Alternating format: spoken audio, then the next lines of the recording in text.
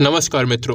कभी कभी कुछ लोगों को ये भ्रम हो जाता है कि दुनिया उन्हीं के बल पर चल रही है, सब कुछ वही कर रहे हैं, यदि वो रुक गए तो सब रुक जाएगा।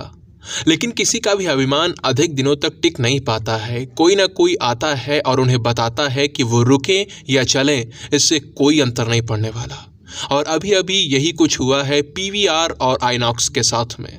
उनका भी अभिमान टूट कर बिखर गया है और ये काम किया है प्रभास बाहुबली ने। मित्रों, डंकी और सालार के बीच इनकी रिलीज के पहले से ही एक बड़ा युद्ध चल रहा था।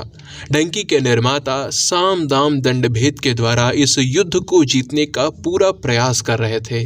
कहीं सिंगल स्क्रीन थिएटर्स को धमकी दी जा रही थी कि पूरी की पूरी स्क्रीन्स वही लेंगे, तो कहीं मल्टीप्लेक्सेस में भी स्क्रीन्स पर एकाधिकार करने का काम चल रहा था।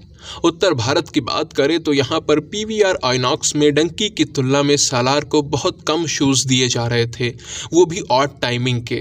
अपने साथ हो रहे इस भेदभाव को देखकर सालार के निर्माताओं ने दक्षिणी राज्यों में पीवीआर आइनॉक्स और मिराज सिनेमा में अपनी फिल्म ना दिखाने का निर्णय लिया।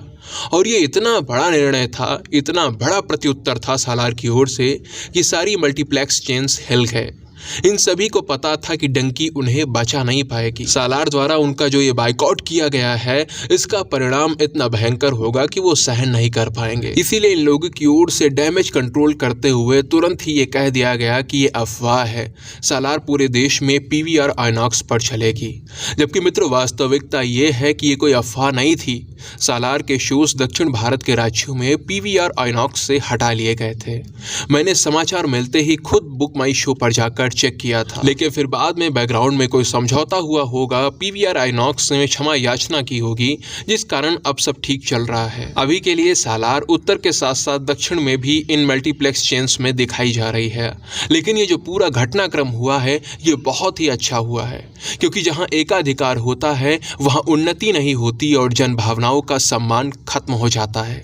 ना जाने कितनी ही अच्छी अच्छी फिल्मों को इसी तरह से दबा दिया गया, उन्हें जनता तक पहुंचने ही नहीं दिया गया। इसके स्थान पर खाली पड़े थिएटर्स में भी तथाकथित बड़े बड़े सितारों की फिल्में उनके हुक्म पर चलाई जाती रहीं। एक स्वस्थ प्रतियोगिता तो ये होती है कि सभी को बराबरी का अवसर मिले, फिर जनता जिसे पसंद करेगी, जिसे चाहेगी, उसकी स्क्रीन्स अपने आप बढ़ती चली जाएंगी। लेकिन ये इनसे सहन नहीं होता। जनता पसंद करे या ना करे, कोई अंतर नहीं पड़ता, इनके लिए तो इनकी फिल्म चलनी ही चाहिए। लेकिन मित्रों, सालार के मेकर्स ने इस मनमानी पर, इस एकाधिकार पर जो चोट की है, उसके लिए वो धन्यवाद के पात्र हैं। ये फिल्म इंडस्ट्री के कण कण को अपनी जागीर समझने वाले लोगों के मुंह पर तमाचा है। मित्रों, आपको क्या लगता है, इससे आगे कोई परिवर्तन आएगा? सालार तो एक बड़ी फिल्म थी, वो ये लड़ाई लड़ सकती थी और जीत भी सकती थी, लेकिन क्या छोटी फिल्में ऐसा कर पाएंगी? उनके साथ जो अन्याय होते हैं, क्या उस पर विराम लगेगा? ऐसे ही कई प्रश्न हैं। मित्रों, इस विषय पर आप क्या सोचते हो, वो नीचे कमेंट सेक्शन में लिखकर बता सकते हैं। वीडियो को अंत तक देखने के लिए आप सभी का बहुत बहुत धन्यवाद। जय सिया राम, जय मां भारती।